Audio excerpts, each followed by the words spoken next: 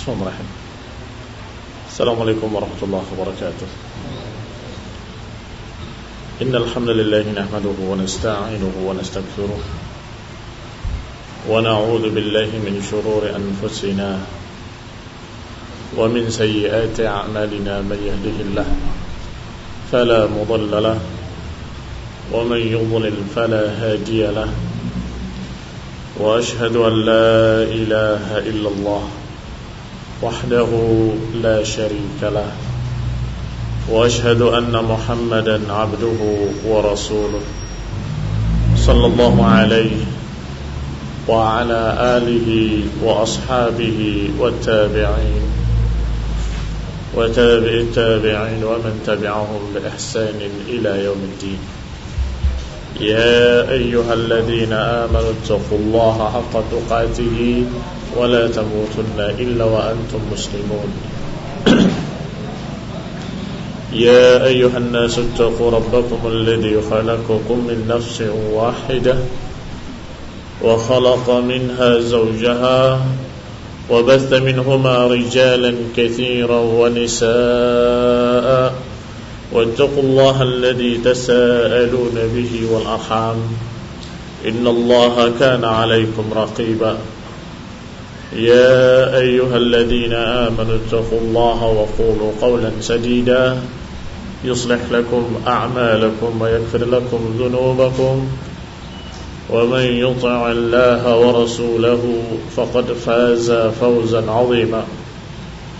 أما بعد فإن خير الحديث كتاب الله وخير الهدي هدي محمد صلى الله عليه وعلى آله وسلم وشر الأمور محدثاتها فإن كل محدثة بدعة وكل بدعة ضلالة وكل ضلالة في النار. Ikhwani fi din, a'azzakumullah wa akhwati fillah. Kaum muslimin, kaum muslimat yang saya hormati, khususnya para akhwati fillah, rahimani wa rahimakumullah, yang merupakan makhluk yang lemah, yang merupakan makhluk-makhluk yang Rasulullah SAW menggambarkan mereka, para wanita ini, sebagai fitnah. Ma taraktu ba'di fitnatan hiya adarru 'ala ar-rijali minan nisa. Aku tidak tinggalkan sepeninggalku satu fitnah. Ini tidak ada sepeninggalku satu fitnah yang lebih besar bagi kalian melainkan para wanita. Dan juga kalian para wanita yang dikatakan oleh Rasulullah sallallahu alaihi wa ala alihi wasallam aktsaru ahli nar, kebanyakan penduduk neraka adalah para wanita. Dan para wanita itu juga selain dikatakan aktsaru ahli nar, di antaranya kata Nabi sallallahu alaihi wasallam, karena kebanyakan mereka yakfurnal ashir, tidak syukur kepada suami, tidak mengerti berterima kasih kepada para suami. Dan juga kalian para wanita yang digambarkan oleh Rasulullah sallallahu alaihi wa ala alihi wasallam, tidak ada naqisatu dinin wa aqlin yang yaghlibna ala ar-rijali aqwa selain para wanita. Enggak ada makhluk yang naqisatu dinin wa aqlin, yang kurang akalnya, kurang agamanya, tetapi bisa mengalahkan kaum laki-laki yang kuat, yang gagah, melainkan para wanita. Enggak ada makhluk yang lemah, kurang akal, kurang agama, tapi bisa mengalahkan laki-laki, enggak ada selain wanita. Jadi wanita memang makhluk yang unik. Kalian diciptakan oleh Allah Subhanahu wa taala di samping laki-laki dengan perintah-perintah yang khusus, di samping perintah-perintah yang umum sama dengan laki-laki, juga ada perintah-perintah khusus bagi kalian para wanita. Di antaranya Allah Subhanahu wa taala memerintahkan mereka berhijab. yudnina 'alaihinna min jalabibihinna, katalah hendaklah mereka menjulurkan jilbabnya ke seluruh tubuhnya. Ini perintah Allah Subhanahu wa taala bagi para wanita. Ya ayuhan nabi qul li azwajika wa banatika wa nisa'il mu'minin. Wahai nabi, katakan kepada para wanita, kepada istrimu, anak-anak perempuanmu, dan para wanita muslimin, yudnina 'alaihinna min jalabibihinna, hendaklah mereka menjulurkan pakaiannya ke seluruh tubuhnya. Sehingga kata Ibn Abbas radhiyallahu ta'ala anhu, para wanita hendaklah menutupi seluruh tubuhnya kecuali mata untuk melihat. Bahkan dalam riwayat kecuali mata kirinya saja. Jadi satu mata cukup untuk mengintip agar berjalan tidak salah jalan. Hanya itu saja. Kalau bisa ditutup semuanya dalam keadaan bisa melihat keluar, bagus, wabihi wa ni'mah. Juga Allah perintahkan secara khusus para wanita dengan perintah yang berbeda dengan kaum laki-laki. Hijab, nah diperintahkan bagi laki-laki, diperintahkan bagi para wanita. Adapun aurat laki-laki disebutkan dari pusar sampai ke lututnya, tapi para wanita hendaklah menutupkan tubuhnya, menutupkan kainnya ke seluruh tubuhnya. Juga Allah Subhanahu wa taala memerintahkan khusus bagi para wanita, waqarna fi buyutikunna wa la tabarrajna tabarrujal jahiliyatil ula. Hendaklah kalian tetap di rumah-rumah kalian, jangan tabarrujal jahiliyatil ula, jangan mejeng, jangan nampang, jangan sering-sering keluar rumah seperti jahiliyah terdahulu. Lihat, Allah Subhanahu wa taala memerintahkan perintah-perintah khusus bagi para wanita. Kenapa? Karena sudah dikatakan tadi, wanita memang berbeda dengan laki-laki, makhluk yang memang unik, yang dikatakan oleh Nabi sebagai fitnah. Aku tidak tinggalkan satu fitnah sepeninggalku yang lebih besar bagi laki-laki melainkan para wanita. Sehingga kalau mereka dibiarkan bebas tanpa hijab, dibiarkan bebas keluar rumah dengan berdandan, dengan mejeng, dengan tabarruj, maka akan jadi fitnah bagi kaum laki-laki. Dan itu yang dikatakan oleh Rasulullah SAW, golongan yang gak akan masuk jannah dan gak akan mencium bau jannah. Sinfani min ahlin nari lam arahuma, kata Nabi. Dua golongan dari penduduk neraka yang aku belum pernah melihatnya. Maksudnya belum muncul di zaman Nabi. Lam arahuma. Pertama, rijalun mahum siyab ka'adnabil bakhar. Pertama, kaum laki-laki yang bersama mereka ada cemeti-cemeti seperti ekor sapi. Digambarkan sebagai kaum-kaum yang bengis, diktator. Kemudian kata Nabi, yang kedua adalah nisa'un kasiyatun ariyat ma'ilatun mumilat ru'usuhunna kasnimatil bukhtil ma'ilah la yadkhulna al-jannata wa la yajidna rihaha. Kata Nabi, yang kedua adalah para wanita kasiyatin ariyat, memakai pakaian tapi telanjang,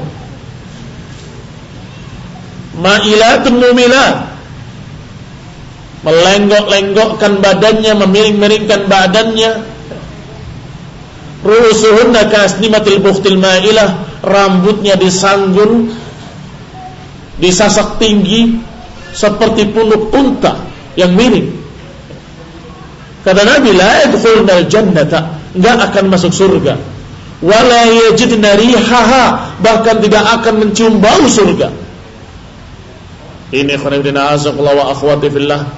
Maka kalian wahai para wanita, ingat-ingatlah bahwa kalian walaupun dari satu sisi adalah fitnah, sehingga harus berhati-hati menjaga diri dengan hijab dari kain dan hijab dari batu dan dari bata dan dari semen. Apa itu hijab yang dari batu, bata dan semen? Rumahnya. Berhijablah di rumah kalian. Maksud hijab yang paling baik. yaitu tembok-tembok rumah kalian sebagai hijab. Wa qarna fi buyutikunna wa la tabarrajna tabarrujal jahiliyatil ula. Kalian tetaplah di rumah-rumah kalian, jangan sering-sering keluar, jangan tabarruj seperti jahiliyah terdahulu. Dan Allah katakan, ya ayuhan nabi qul li azwajika wa banatika wa nisa'il mu'minin, katakan kepada istri-istrimu, anak-anak perempuanmu dan para wanita kaum muslimin, yudnina 'alaihinna min jalabibihinna, kalau mereka terpaksa keluar hendaklah memakai hijab yang syar'i yang menutupkan ke seluruh tubuhnya, agar jangan menjadi golongan yang tadi yang tidak akan masuk jannah dan tidak akan mencium bau surga, yaitu nisaun kasiyatun ariyatun ma'ilatun mumilatun ru'usuhunna ka'asnimatil bukhtil ma'ilah, yaitu para wanita yang pakai pakaian tapi telanjang. Artinya pakaiannya tidak menutup auratnya, pakaiannya tidak menutup auratnya secara syar'i. Ada memakai pakaian tetapi ketat membentuk tubuhnya, ada yang memakai pakaian tapi tipis menerawang tembus ke dalam tubuhnya, ada yang pakai pakaian tetapi dalam keadaan sedikit minim, ada yang pakai pakaian di satu tempat dibuka di tempat lain. Di luar pakai hijab, pakai kerudung, masuk ke pemandian umum buka kerudungnya, pakai pakaian renang, telanjang. Habis itu selesai pakai kerudung lagi. Kasiyat, ariyat, demikian tafsir para ulama. Pakai pakaian tapi telanjang. Ada sekian makna. Pakai pakaian tapi tidak menutup auratnya, pakai pakaian tapi ketat, pakai pakaian tapi sedikit, pakai pakaian tapi tembus pandang, atau pakai pakaian di satu tempat dan dia melepas tempat lain. Lah apa gunanya pakai pakaian, pakai hijab kalau mereka sudah tahu ketika kamu berenang di sana, di pemandian umum.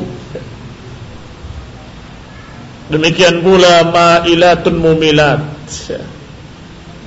melenggok-lenggokkan badannya, berjalannya dibuat-buat,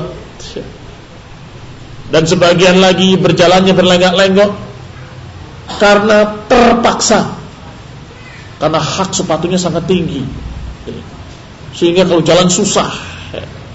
Sebagian lagi terpaksa karena roknya sepantas banget dengan pahanya, susah untuk bergerak. Itu semua sama.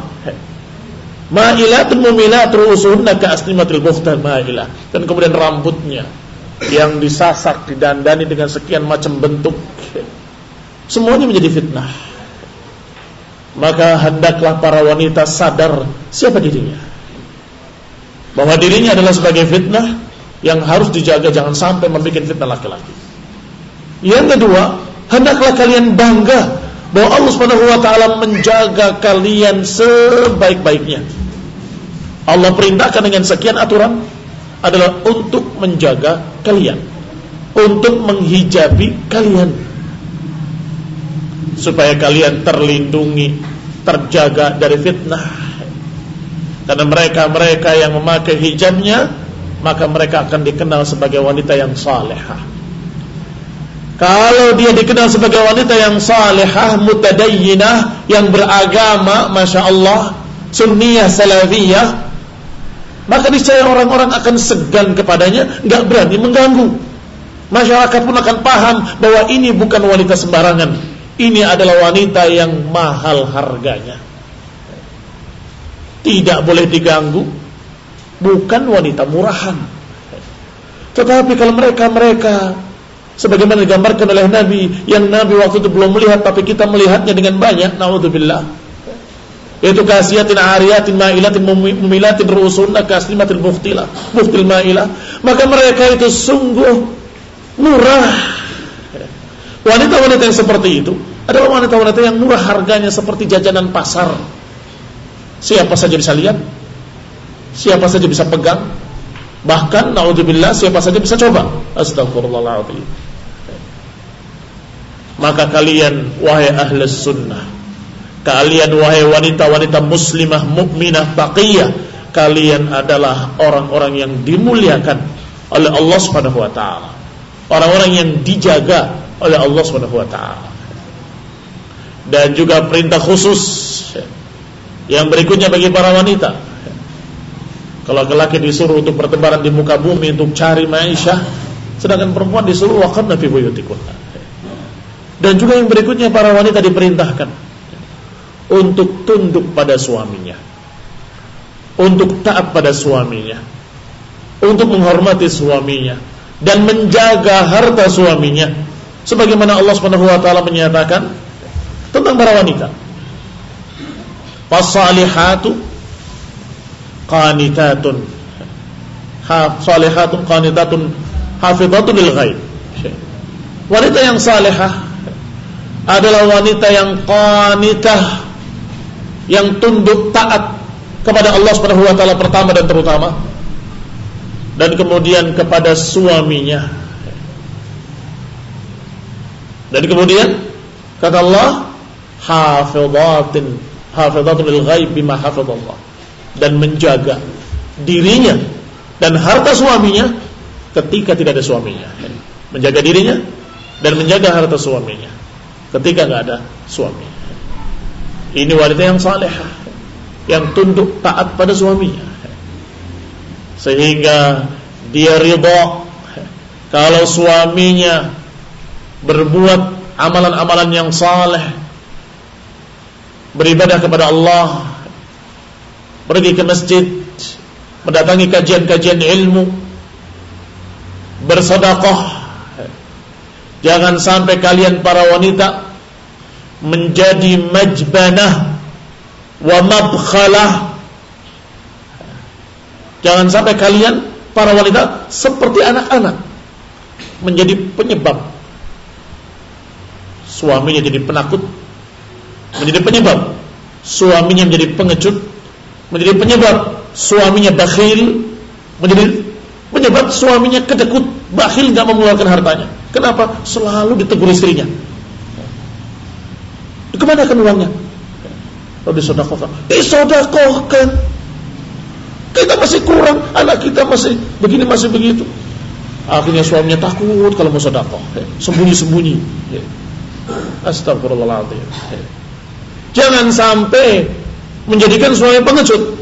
Nanti kamu begini, nanti kamu kecelaka, nanti kamu begini. Akhirnya gak jadi berangkat jihad fisabilillah, gak jadi berangkat untuk dakwah fisabilillah, gak jadi berangkat untuk mencari ilmu kepada para ulama karena takut-takut oleh istrinya. Maka usikum, aku wasiatkan kepada kalian wahai para wanita, jadilah seorang yang mendukung suaminya fi ta'atillah, mendukung suaminya dalam ketaatan kepada Allah Subhanahu wa taala. Dan termasuk perintah yang lebih khusus pada wanita, walaupun suami juga diperintahkan, adalah mendidik anak-anak kalian. Al-ummu madrasatun idza a'adattaha a'adatta jilan tayyibal a'raq. Ibu itu adalah sekolahan pertama.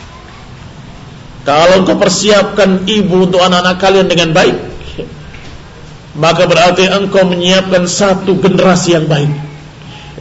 Lihat, di sini ucapan para ulama menyatakan bahwa ibu adalah sekolah pertama, karena memang pertama yang akan dipelajari oleh seorang anak adalah dari ibunya. Sejak masih menetek, sejak anak masih di pangkuan ibunya sudah diajari. Ibunya mendiamkan anaknya sambil berdendang, ya mendidik anaknya untuk berdendang dengan nyanyian-nyanyian. Kalau mendidik anaknya dengan zikir, ya akan terbiasa dengan zikir. Kalau dia dalam keadaan mendidik anaknya sejak bayi dengan kebaikan-kebaikan, maka akan terbiasa dia dengan kebaikan-kebaikan. Berarti yang pendidik pertama untuk anak-anak adalah ibunya. Bapaknya sering keluar, memang tugas mereka di luar, cari maisha, bekerja, berjihad fisabilillah, mencari ilmu, berdakwah dan seterusnya, berjuang, membantu untuk menegakkan agama Allah Subhanahu wa taala. Ini semua tugas mereka. Maka anak di rumah dengan ibunya. Maka al-aulad itu yang paling banyak dia berhubungan dengan ibunya, sehingga bahasanya dijuluki dengan bahasa ibu. Kenapa? Karena anak itu akan ngikut bahasa ibunya. Karena yang terbanyak diajak bicara oleh ibunya, terbanyak bermuamalah, berinteraksi dengan ibunya. Maka kalian adalah pengaruh pertama pada anak tersebut. Hati-hati.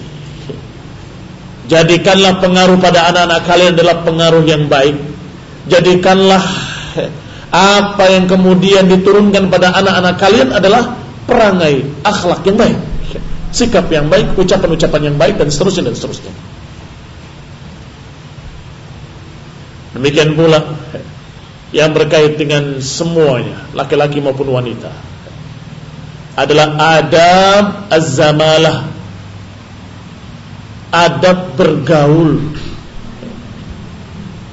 Tetapi saya sampaikan di sini pada kajian ini, kajian akhwat, karena memang banyak pelanggaran-pelanggaran terjadi di kalangan wanita. Walaupun di kalangan laki-laki terjadi, tapi lebih banyak di sana, di dunia para wanita. Berkata Syekh Saleh atau Syekh gurunya Syekh Ibnu Utsaimin rahimahullah, Syekh Sa'di rahimahullah, berkata Syekh Sa'di rahimahullahu ta'ala tentang adab az-zamalah, sebagaimana alal muallim tawqir muallimihi wa adab ma'ahu, fakadzalika aqranuhu wal muta'allimuna ma'ahu alayhi min mura'ati huquqihim wal adabi ma'ahum a'dham min huquqil ashab ba'dhum ala ba'd. Sebagaimana kita diperintahkan untuk menghormati guru-guru kita, ustadz-ustadz kita, para masyayikh, para ulama kita, kita juga diajarkan untuk beradab yang baik kepada saudara-saudara kita, sahabat-sahabat kita, khususnya teman dalam mencari ilmu, yakni teman semajlis, teman yang sama-sama mencari ilmu. Maka tentunya akan terdukung kita mencari ilmu kalau kita beradab dengan baik pada teman-teman kita di majlis, yakni adab bersama teman duduknya, adab bersama teman duduknya di majlis-majlis ilmu. Fas suhbah fi talab al-ilm tajba' huquqan katsira. Persaudaraan, persahabatan sesama pencari ilmu. Dan saya katakan kepada antum semuanya, ikhwan dan akhwat, karena kalian semuanya pencari ilmu. Yang namanya ahli sunnah harus menjadi tulab al-ilm. Yang namanya tulab al-ilm harus mereka saling dukung-mendukung, saling bantu-membantu untuk mendapatkan ilmu. Berarti mereka masing-masing satu dengan lainnya saling memiliki hak dan kewajiban.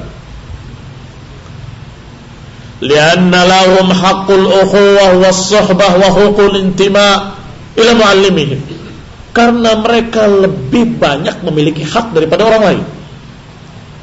Muslimin di luar kita punya hak, tetapi sebatas hak muslim pada muslim lainnya. Tetapi teman-teman di majelis ilmu, di samping hak sebagai muslim, juga hak sebagai saudara semajlis atau saudara teman sama-sama mencari ilmu. Dan juga saudara dan teman sama-sama meniti jejak ilmu yang sama atau guru yang sama pula. Maka ini tentunya lebih dekat lagi. Maka ada hakul ukhuwah, ada hakus suhbah, ada hak al-intima ila muallimihim. Artinya begini, kalau kita berhubungan dengan muslim yang lainnya ada hak-hak. Tetapi kalau kita tanya, pelajaran apa kemarin? Apa mereka ngerti? Nggak ngerti. Nggak nyambung. Yang mana? Tetapi kalau kamu di antara kalian yang sama-sama cari ilmu, sama-sama ta'lim dengan para ustadz yang sama pula, maka kalian memiliki hak. Orang yang tidak hadir diberitahu. Kemarin nggak hadir ya? Ini ada kajian fulan, ini saya punya rekamannya. Ini harus ada di tengah-tengah kalian. Saling dukung-mendukung, saling bantu-membantu dalam talabul ilmi. Yang datang terlambat, kasihan. Jangan kamu berbicara ketika guru sedang bicara. Nanti kamu ingat-ingat, orang ini kasihan, yang tadi awalnya dia nggak tahu. Setelah selesai kajian, kamu tadi terlambat ya. Ini yang tadi awal kamu nggak datang, baru sampai sini. Disampaikan ini dan ini. Kalau mau mencatat, saya punya catatannya lengkap. Masya Allah. Ikhwan wa akhwat, kaum muslimin, kaum muslimat, ahli sunnah, hendaklah saling dukung-mendukung dalam talabul ilm, dalam mencari ilmu. Dan termasuk haqqus suhbah, termasuk hak persaudaraan sesama kalian, adalah yang bagi an la yada' mumkinan min naf'i man yaqdir alaih. Hendaklah memberikan hak kebaikan apa yang kamu mampu untuk saudaramu. Yang tidak tahu dikasih tahu, yang enggak ngerti diajari. Sama-sama ta'lim, selesai. Apakah sama pemahamannya? Ada yang paham 50%, ada yang 60%, ada yang memang qadarallahu ma syaa fa'al, balik kurang cepat tanggap, enggak ngerti ya. Sama sekali. Bagaimana? Apa kewajiban kita terhadap orang yang seperti ini? Ya kita yang sudah paham ngajari yang belum paham. Sini saya ajari. Tadi itu Ustaz menerangkan begini. Nggak paham, ajari 2 kali. Kalau orang itu mengajari temannya yang belum paham, dianya semakin hafal. Ilmu itu beda dengan harta. Ilmu beda dengan harta benda. Kalau dikeluarkan akan berkurang. Tetapi kalau ilmu dikeluarkan bertambah, bukan berkurang. Kamu ajarkan, apa berkurang ilmumu? Bukan, malah bertambah. Bertambah hafal, bertambah ingat. 3 kali menyampaikan, semakin hafal. 4 kali, 5 kali, ya semakin hafal. Masya Allah. Semakin banyak berarti ilmunya, semakin melekat, kuat pada hatinya. Wa yanbaghi an yakuna ijtima'uhum fi kulli waqtin ghanimah. Lihat, ini catatan penting para wanita khususnya, dan umumnya pada seluruh kaum muslimin, laki-laki maupun wanita.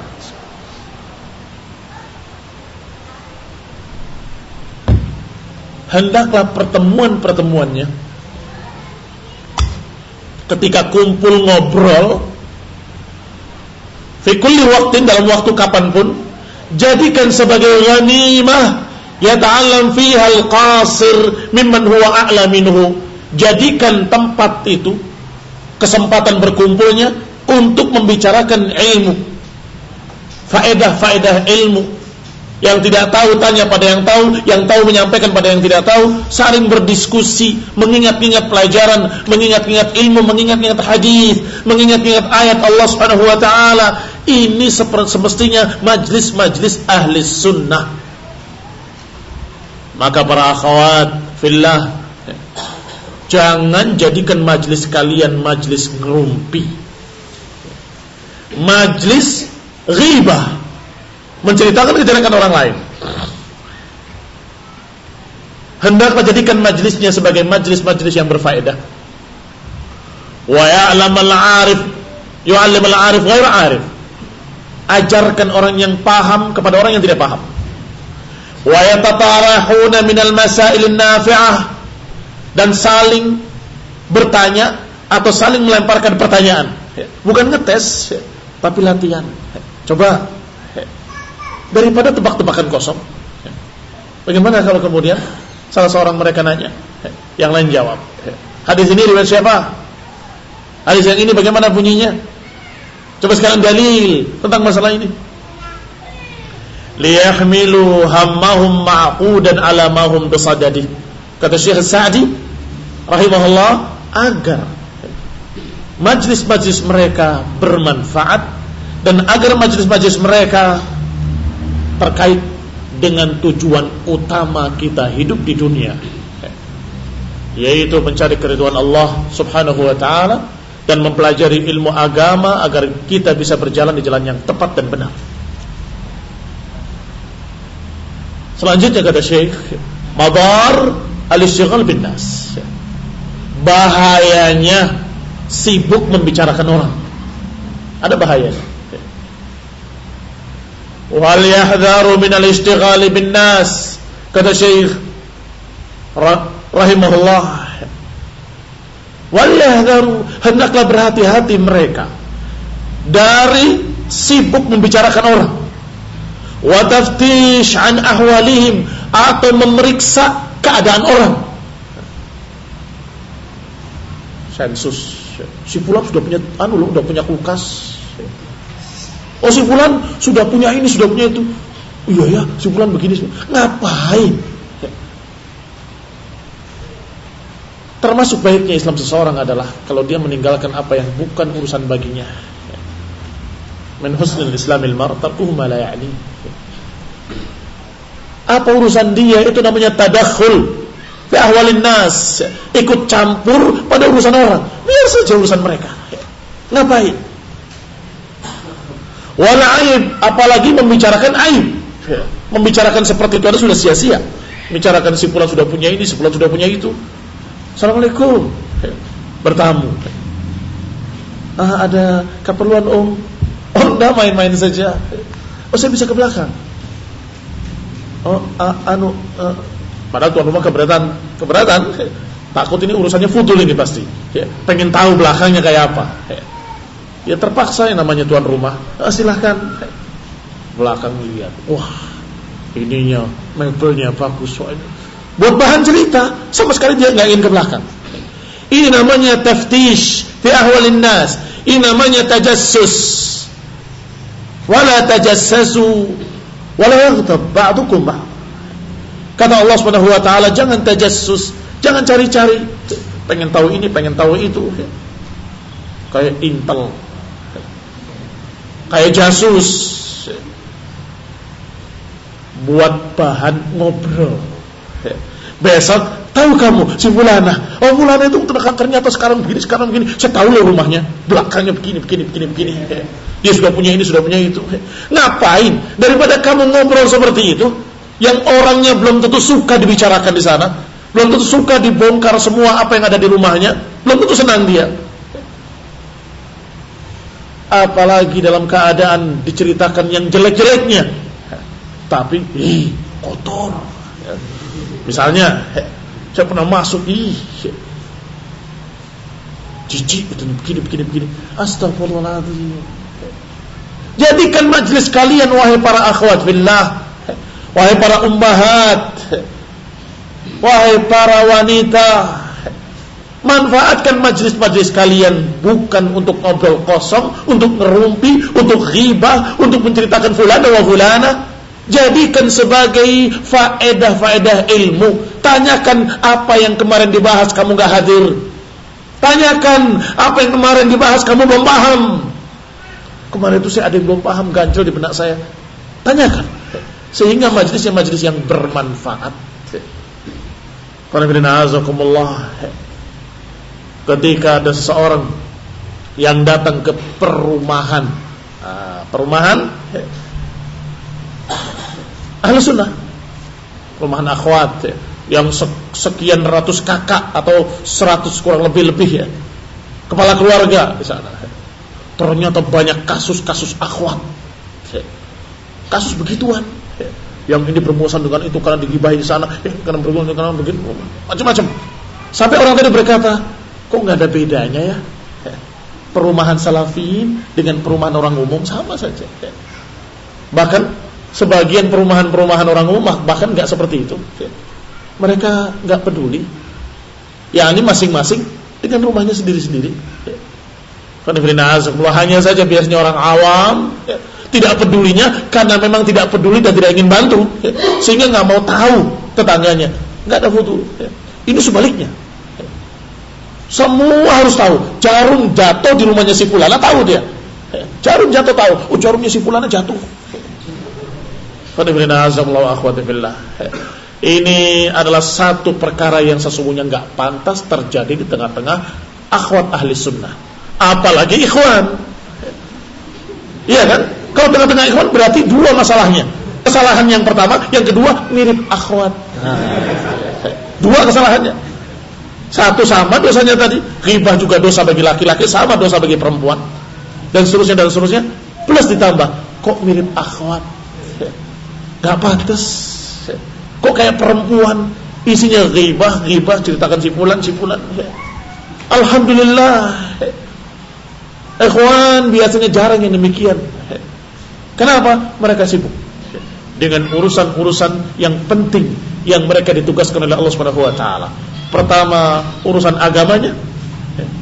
Urusan bagaimana dia bertanggung jawab di hadapan Allah terhadap istri dan anak-anaknya dalam masalah din, dan kedua dalam masalah maisha yang juga bertanggung jawab.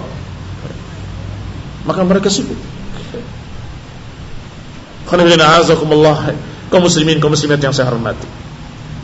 Kata beliau, kata Syekh As-Sa'di, fa inna dzalika itsmun hadirun, karena membicarakan orang lain, apalagi membicarakan kejelekan-kejelekan mereka yang mereka tidak sukai, itu adalah dosa yang nyata, dan dosa akan menghalangi ilmu.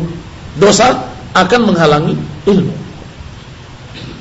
Maka ikhwan ibn a'azakumullah, yang kedua atau yang ketiga, di samping menghalangi ilmu, juga dia akan menghalangi orang lain untuk mendapatkan ilmu.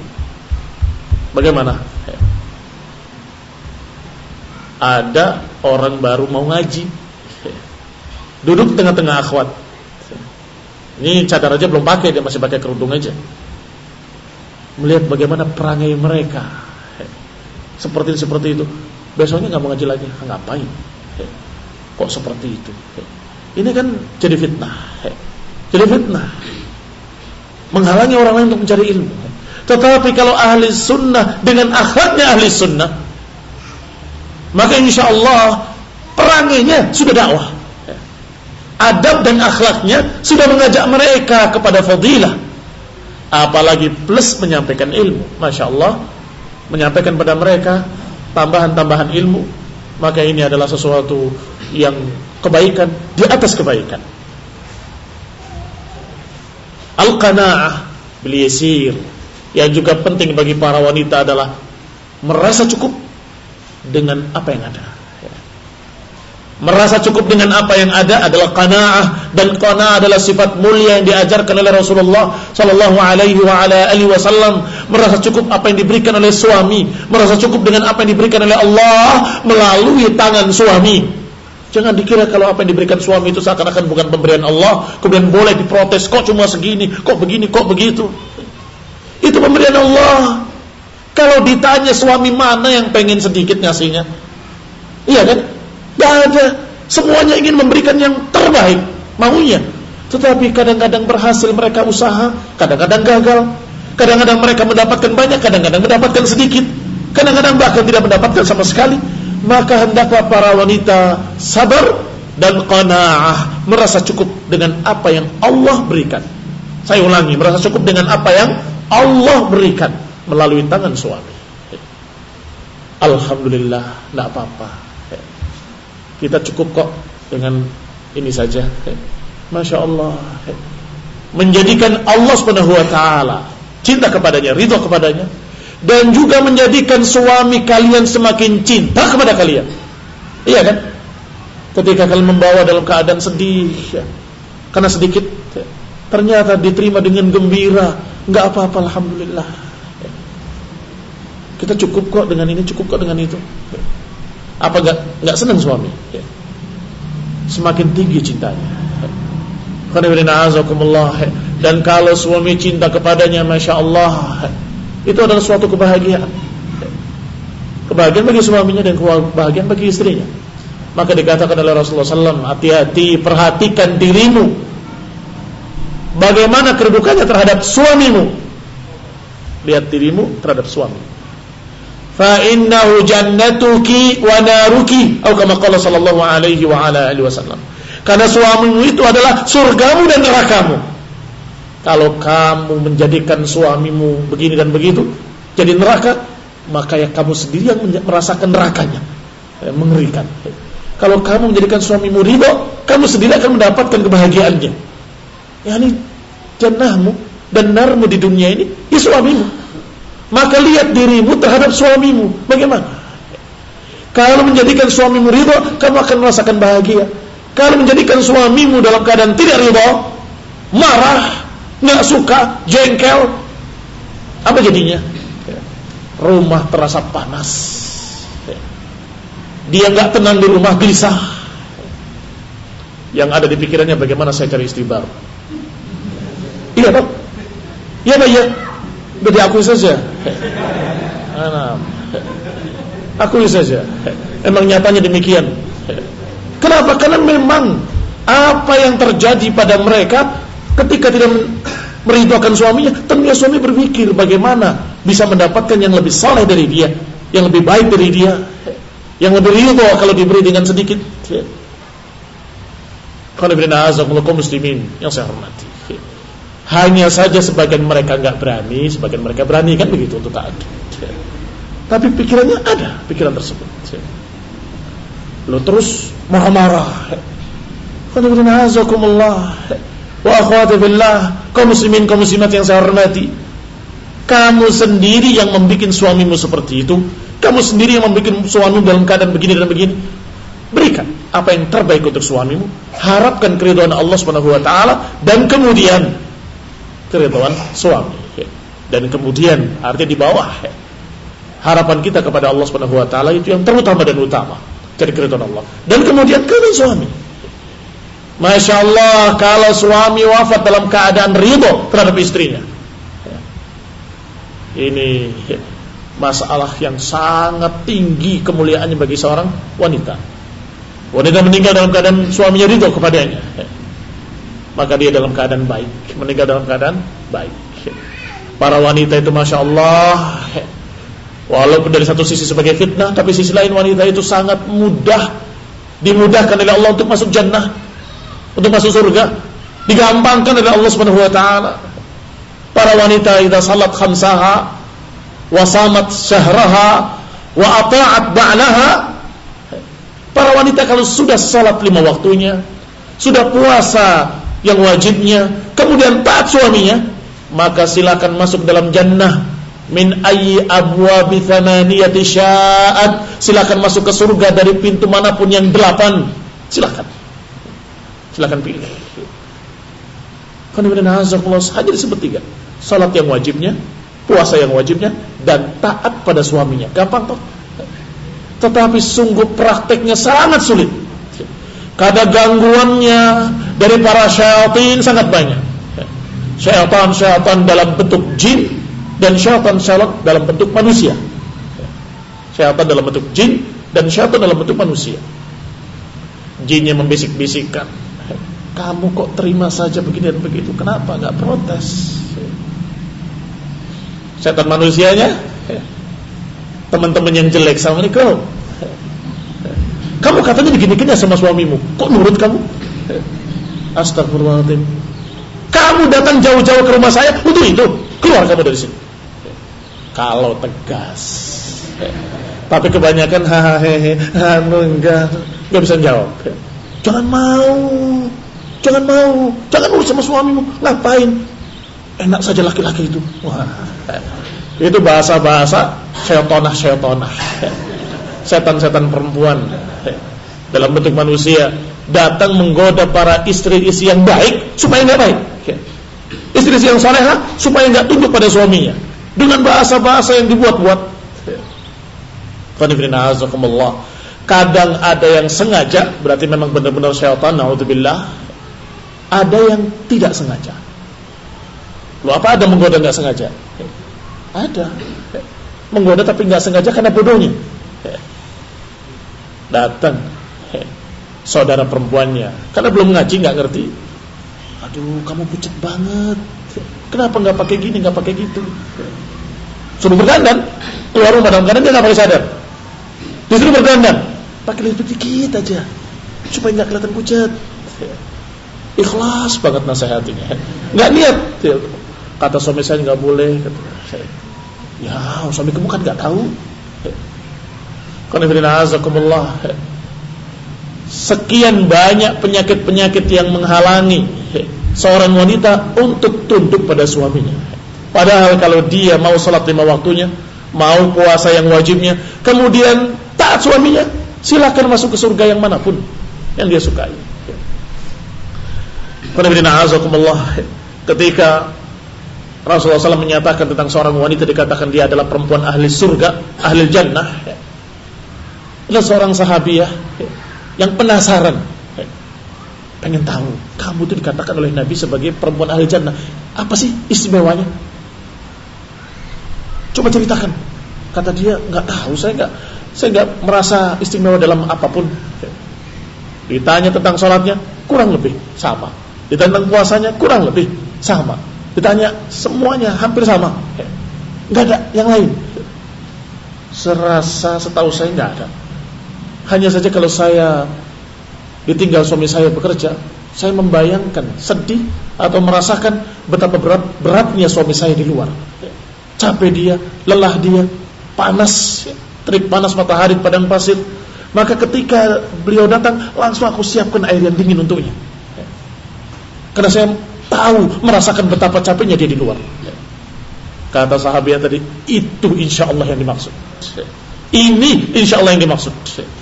Lihat, hanya perkara dia betul-betul sangat sayang pada suaminya, dan bagaimana dia membayangkan betapa beratnya suami di luar. Maka ketika datang, dilayani dengan baik. Dilayani dengan baik. Kaum muslimin yang saya hormati, kaum muslimat yang saya hormati, perkara ini sungguhnya secara teori gampang. Air putih berapa harganya? Iya kan? Tapi bukan itu yang jadi masalah. Bagaimana perhatiannya pada suaminya, yang dalam keadaan dia pontang-panting cari maisha untuk dirinya dan keluarganya, untuk istrinya dan keluarganya. Kasihan. Jangan pulang-pulang dibentak-bentak. Ini pulang kerja capek. Nih anakmu nangis seharian. Anak yang nangis seharian, suaminya yang dimarahi pulang-pulang, nggak tahu apa-apa. Saya capek dari pagi sampai sore, seakan-akan suaminya nggak capek. Lihat, ini perkara yang kadang-kadang khilaf, bukan khilaf perselisihan, khilaf dalam keadaan lupa. Terlalaikan bagi para wanita, terlalaikan bahwa suaminya adalah orang yang di luar itu bukan nganggur, bukan main-main. Imma cari ilmu atau cari maisha, imma untuk urusan agama atau untuk urusan kepentingan istri dan anak-anaknya. Iya kan? Ya beda kalau memang suaminya adalah na'udzubillah orang yang jelek. Ini yang tidak kita bicarakan. Yang kita bicarakan adalah mereka ahli sunnah yang kesibukannya pengajian, ta'lim, daurah, belajar, cari ilmu, cari maisha. Qanifidina azamullah akhwati fillah. Maka dikatakan di sini, hendaklah seorang wanita memiliki sifat qanaah, merasa cukup dengan apa yang Allah kasih, dengan apa yang Allah berikan, sehingga Allah akan kasih barakah. Siapa yang menerima apa yang Allah beri dengan syukur, maka Allah akan tambah. La in syakartum la azidannakum wa la in kafartum inna adzabi lasyadid. Kalau kalian bersyukur, akan kami tambah, kata Allah. Tapi kalau kalian kufur, inna adzabi lasyadid, sesungguhnya adabku sangat berat, kata Allah, sangat dahsyat. Hati-hati. Wal-iqtisad wal-qana'ah min akbar al-awamil li hasl ishtighal ad-dunyawiyyah wa iqbal al-muta'allim ala ma huwa bisadadi. Selain itu, qana'ah, merasa cukup dengan yang sedikit dan merasa cukup dengan apa yang ada, ini akan menjadikan kesibukan dia lebih fokus pada ilmu agama dan pada akhiratnya. Iya kan? Kalau dia merasa cukup dengan apa yang ada, maka pikirannya nggak sibuk di situ. Pikirannya sibuknya dengan ilmu agama, kajian, dan juga apa yang akan kita dapatkan di akhirat nanti. Kita berupaya sekarang, itu yang dipikirkan. Tetapi kalau naudzubillah dituangkan kepadanya harta yang melimpah, belum tentu dia tetap ingat kepada akhirat. Sebagian besar bahkan terlalaikan dari akhirat. Ketika seorang sahabat pedagang yang kaya datang dari luar negeri, dari perdagangannya, tentunya pulang dengan membawa harta. Itu biasa berdatangan para sahabat-sahabat yang miskin, yang fuqara. Biasa begitu. Ya memang biasanya mereka sedekah, datang berkumpul. Rasulullah SAW melihat para fuqara datang ini tersenyum. Tersenyum karena tahu mereka ini mengharapkan pemberian. Kata Nabi, mal faqra akhsha alaikum. Kata Nabi, bukan kemiskinan yang aku khawatirkan atas kalian. Bukan kemiskinan yang aku khawatirkan atas kalian. Apa yang dikhawatirkan berarti?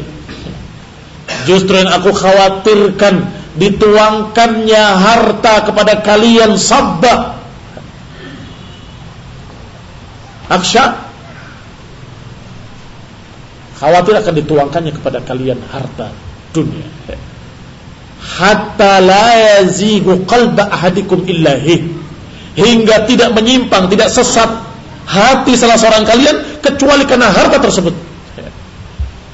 Kama qala sallallahu alaihi wasallam, sepertinya ada yang terlewat, yaitu kata Nabi, akhsha, justru yang aku takutkan adalah antufrad alaikumud dunya, dituangkan kepada kalian dunia, fatanafasuha kama tanafasuha, sebagaimana pernah dituangkan kepada Bani Israel, kemudian kalian berlomba-lomba dengan harta tersebut sebagaimana dulu Bani Israel berlomba-lomba dengan harta benda tersebut, hingga tidak menyesatkan hati salah seorang kalian illahi, kecuali harta tersebut. Jadi yang dikhawatirkan malah itu. Mal faqr akhsha alaikum. Bukan kemiskinan yang aku khawatirkan, tapi yang aku khawatirkan kalau kalian dituangkan kekayaan kemudian kalian sesat, itu aku khawatir. Ini bukan berarti tidak boleh kaya, silahkan. Tetapi kekhawatiran Nabi harus diperhatikan. Hati-hati. Lebih banyak godaannya, lebih banyak fitnahnya. Sehingga kalau kita qanaah dengan apa yang ada, ternyata dikasihnya pas-pasan, terima alhamdulillah, maka kamu akan bisa sibuk dengan perkara-perkara agama dan masih luang waktu untuk ta'lim, untuk belajar dan sebagainya.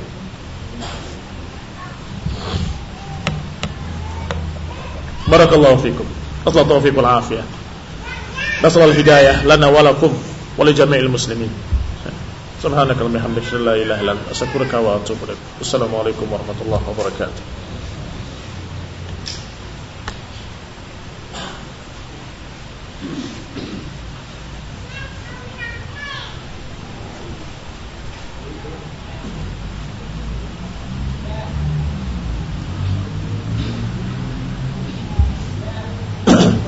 Apa hukumnya rebonding, pelurusan rambut, pengeritingan rambut dan sebagainya? Allah alam. Ngapain ini, Mang? Syukuri apa yang ada. Dapat lurus alhamdulillah, dapat keriting alhamdulillah. Kalau kamu dapat lurus, pikirkan bahwa banyak orang yang keriting pengen seperti kamu lurus. Kamu dapat alhamdulillah. Demikian pula yang keriting, alhamdulillah banyak orang yang pengen keriting, kamu dikasih keriting. Alhamdulillah, syukuri apa yang ada. Enam. Apakah boleh kita mendengarkan radio Roja mengambil faedahnya? Qanibina azakumullah, sudah dikatakan berkali-kali bahwa radio Roja adalah radionya hizbiyin. Karena qaimina fi, sebagian orang-orangnya adalah orang-orang hizbi, sururi, yang mereka dalam keadaan tidak suka kepada beberapa ulama dengan alasan-alasan yang mereka buat-buat, dengan ucapan-ucapan yang miring. Nah, mereka pilih-pilih ulama yang mereka sukai, mereka masukkan. Mereka yang tidak suka, ulama yang mereka tidak sukai, mereka cerca. Ya dengan halus bahasanya. Ya tapi kan dia tidak mengerti keadaan kita. Dia terlalu begini, terlalu begitu. Kalau mau belajar mencari ilmu, cari faedah, di kaset-kaset banyak, di CD-CD banyak, dalam kitab-kitab banyak, di majelis-majelis ilmu juga banyak. Ngapain? Yang di Roja itu di setel itu kaset juga. Lah ngapain daripada kaset di rumah kamu? Kaset para asatidzah ahli sunnah atau masyayikh ahli sunnah yang diterjemahkan oleh para asatidzah, masyaallah, alhamdulillah. Bagaimana hukum menyemir rambut yang belum seluruhnya beruban? Yang diharamkan adalah warna hitam. Menyemir rambut dengan hitam itu haram hukumnya. Yang lain saya tidak tahu larangannya, wallahu taala alam. Apakah boleh menasikahi diri? Bagaimana menasikahi anak yang sudah besar, lewat dari 7 hari? Nah, pernah ditanyakan beberapa ulama, seperti Syekh Suhaimi pernah ditanya untuk menasikahi anak yang sudah besar. Itu dikatakan boleh oleh beliau. Wallahu ta'ala a'lam. Ya jelas sunnah tasbihnya dia tidak dapat. Sunnah tasbih itu sunnah hari ketujuhnya. Harusnya hari ketujuh, tapi ini tidak, karena waktu itu belum mampu atau apa. Maka dia mendapatkan pahala nasikah, tetapi tidak seperti keutamaan yang mentasbihnya pada hari ketujuh, atau yang mengerjakannya pada hari ketujuh. Wallahu ta'ala a'lam. Nasallallahu alaihi wa sallam. Subhanaka wa bihamdik, asyhadu an la ilaha illa anta astaghfiruka wa atubu ilaik. Wassalamualaikum warahmatullahi wabarakatuh.